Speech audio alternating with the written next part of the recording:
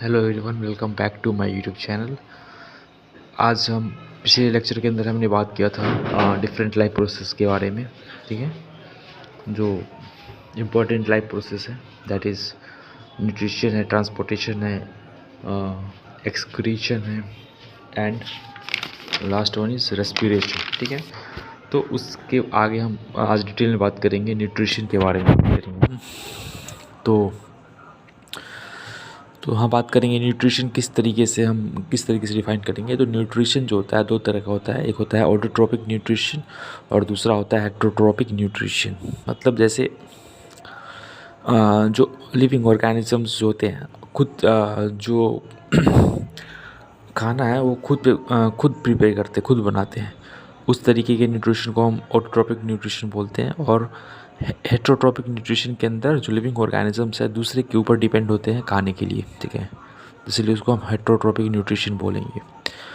अब हम autotrophic nutrition में दो तरह के टाइप्स पढ़ने वाले हैं, that is photo autotrophic nutrition और एंड दूसरा है कीमो ऑटोट्रोपिक न्यूट्रिशन। मतलब ऐसे लिविंग ऑर्गेनिज्म जो खुद का खाना खुद बनाते हैं, वो किसी दूसरे पे डिपेंडेंट नहीं होते हैं, उन्हें हम क्या बोलेंगे, ऑटोट्रोपिक न्यूट्रिशन। और उस न्यूट्रिशन दो तरह का होते हैं, फोटोट्रोपिक एंड कीमो ऑटोट्रोपिक।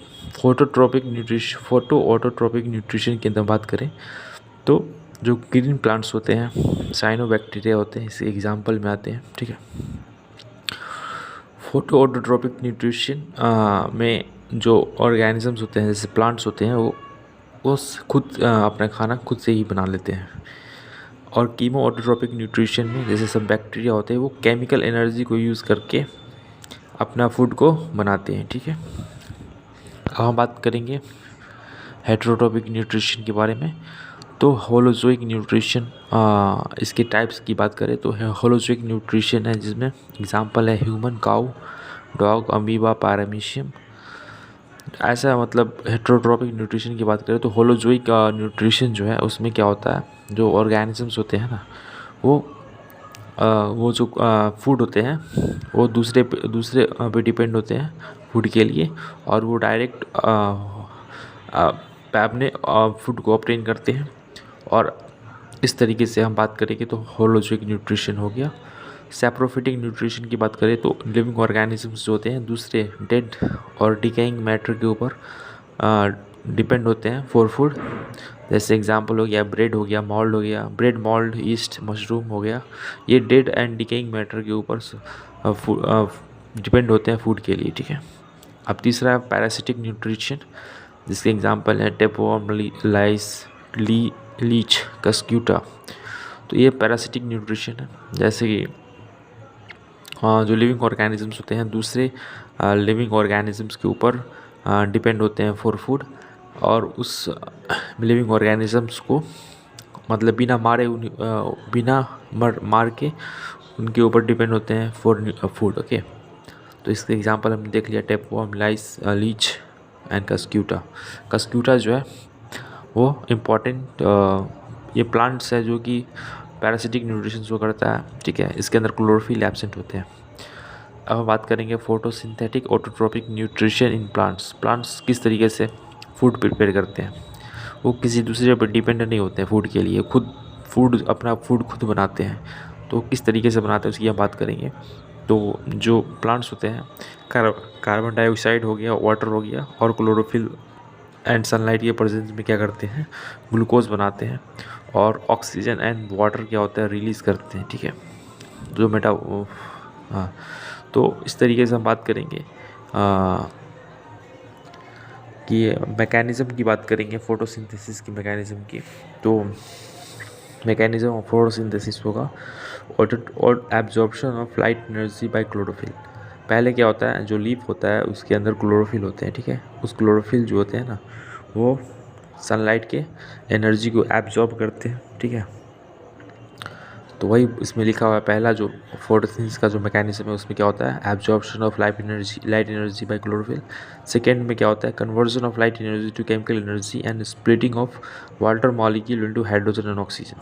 ठीक है, मतलब एनर्जी का कन्वर्ट होते हैं, लाइट एनर्जी को केमिकल एनर्जी के अंदर कन्वर्ट करते हैं। ठीक है, और उसके बाद हाइड्रोजन एंड ऑक्सीजन रिलीज़ करते हैं इन्वायरमेंट में। ठीक है, अब हम बात करेंगे यहाँ पे reduction of carbon dioxide to carbohydrate, मतलब जो कार्बन डाइऑक्साइड हमने प्लांट ने यूज़ किया है उसको कार्बोहाइड्रेट के अंदर कार्बोहाइड्रेट में रिड्यूस कर देते हैं, ठीक है। और इस तरीके से हम बात करेंगे तो फोटोसिंथेसिस कंप्लीट हो जाती है प्लांट्स की। तो अगर हम बात करें फंक्शन ऑफ स्टोमाटा, जो प्लांट्स के अंदर स्टोमाटा होता है उसका फंक्शन क्या होता है, तो उसका मेन फंक्शन क्या है, दो ही है, ट्रांसपीरेशन होते हैं और एक्सचेंज ऑफ गैस। मतलब जो स्टोमाटा जो स्मॉल छोटे छोटे पोर्स होते हैं प्लांट्स लीफ के अंदर, वो क्या चीज़ में हेल्प करते हैं, तो ट्रांसपीरेशन में हेल्प करते हैं एंड एक्सचेंज ऑफ गैस में हेल्प करते हैं, ठीक है। अब हम इसमें बात करेंगे स्टोमाटा के जो टाइप्स की बात करें, मतलब जो टाइप्स नहीं sorry, stomata are tiny microscopic pores like structure present on the surface of lips, ठीक है। रोल ऑफ स्टोमाटा क्या है, exchange of gas and transpiration सही है। और जो opening and closing of stomata की बात करें तो जब स्टोमाटा जो स्टोमेटल पोर जो होते हैं वो सराउंडेड वो गार्ड सेल से सराउंड होते हैं, ठीक है। और जो गार्ड सेल होता है वो क्या होता है, वाटर को एब्जॉर्ब करके स्वेल हो जाता है, जिसके कारण स्टोमेटा ओपन हो जाते हैं। और जब वो वाटर को अपने सेल से रिलीज़ करता है तो वो गार्ड सेल्स क्या होते हैं, श्रिंक हो जाते हैं। इसके कारण क्या होता है, स्टोमेटल पोर जो होता है वो क्लोज हो जाता है। तो इस तरीके से स्टोमेटल पोर्स जो होते हैं ओपन एंड क्लोज होते हैं। तो इस तरीके से हमने समझ लिया किस तरीके से प्लांट्स फूड प्रिपेयर करते हैं by the process of photosynthesis, ठीक है। और एक और बात करते हैं इसमें, जैसे जो कार्बन डाइऑक्साइड होते हैं ना वो रिड्यूस होते हैं कार्बोहाइड्रेट के अंदर।